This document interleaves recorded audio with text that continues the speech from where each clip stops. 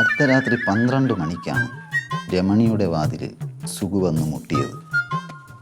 രമണി, രമണി, എന്തൊരു ഭാര്യയും ഭർത്താവും കൂടെ വീണ്ടും ഒളിച്ചോടി പോണ? ഏയ് അതൊന്നും അല്ലെന്ന്. പിന്നെ ഒരു സന്തോഷ വാർത്തയുണ്ട്. കൺഗ്രാജുലേഷൻ, അച്ഛനാവാൻ പോകുന്നു.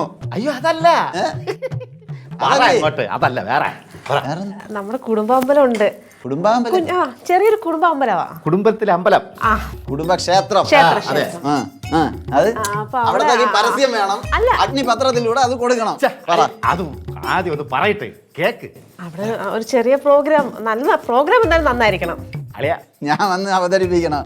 എന്ത് വേണം? മിമിക്രി വേണോ, സിനിമാറ്റിക് ഡാൻസ് വേണോ? അത് അയ്യോ അളിയ അതല്ലെന്ന്. അവിടെ ഒരു നല്ലൊരു നാടകം ചെയ്യണം. അപ്പൊ അതിന് വേണ്ടിയിട്ട് എനിക്കൊരു 5000 രൂപ അഡ്വാൻസ് തന്നു. അതിൽ 2000 രൂപ ഞാൻ അളിയന് തരും. പക്ഷെ അളിയൻ നല്ലൊരു കഥയുമായിട്ട് അവിടെ വന്ന് നമ്മളെല്ലാവരെയും പഠിപ്പിച്ച് തട്ടിലോട്ട് കയറ്റണം. ഞാൻ നാടകം അളി സംവിധാനം ചെയ്യണം, എഴുതിയും വേണം. 2000 രൂപയ്ക്ക് എഴുതി സംവിധാനം ചെയ്ത് അളിയ മൊത്തത്തിൽ 5000 രൂപ ഉള്ളൂ.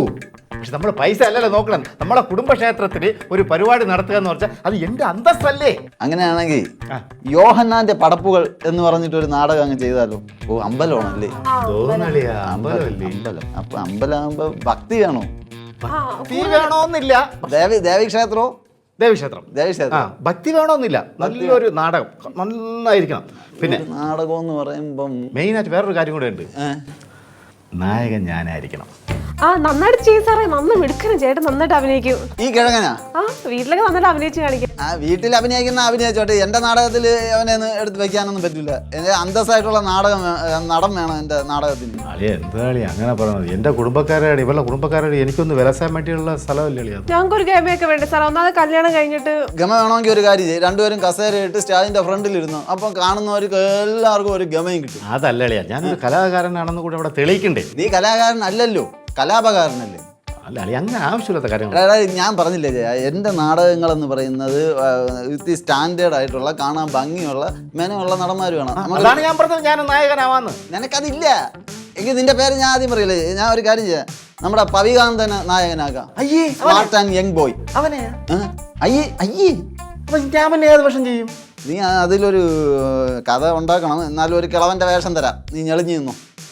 സാറേ, ഞാൻ സ്കൂളിലൊക്കെ നാടകം ചെയ്തിട്ടുണ്ട്. എന്നെ ഒരു വേഷം അതൊന്നും വേണ്ട. എന്റെ ഭാര്യ അഭിനയിക്കണമെന്ന് എനിക്ക് ഇഷ്ടമല്ല. ആൾക്കാർ അവളെ കുറിച്ച് വല്ലതൊക്കെ പറഞ്ഞു കഴിഞ്ഞാൽ എനിക്കത് സഹിക്കാൻ പറ്റില്ല. അതൊന്നും വേണ്ട. കുടുംബത്തിൽ പറഞ്ഞ പെമ്പിള്ളേർ ആരും അഭിനയിക്കാന്ന് പോകുന്നില്ല. അതെന്താടാ ഇപ്പൊ അഭിനയിച്ചുകൊണ്ടിരിക്കുന്ന നയൻതാരയും മറ്റേ അവരൊക്കെ കുടുംബത്തിൽ ജനിക്കാത്തതാ? നീ എന്തോന്ന് പറയണത്? അതാണ് പക്ഷേ ഇത് നിന്റെ ഉള്ളിലുള്ള കോംപ്ലക്സ് ആണ്.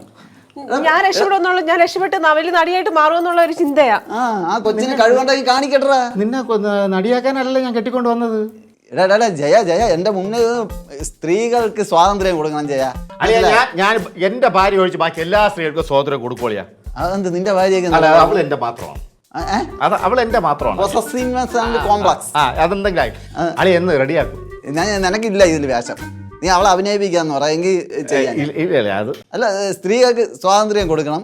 അങ്ങനെ അടച്ച് അവരെ വീട്ടിലിരുത്താനൊന്നും എനിക്ക് പറ്റൂല. ഞാൻ നീതിക്ക് വേണ്ടി പ്രവർത്തിക്കുന്ന ഒരുത്തനാണ്, മനസ്സിലായ?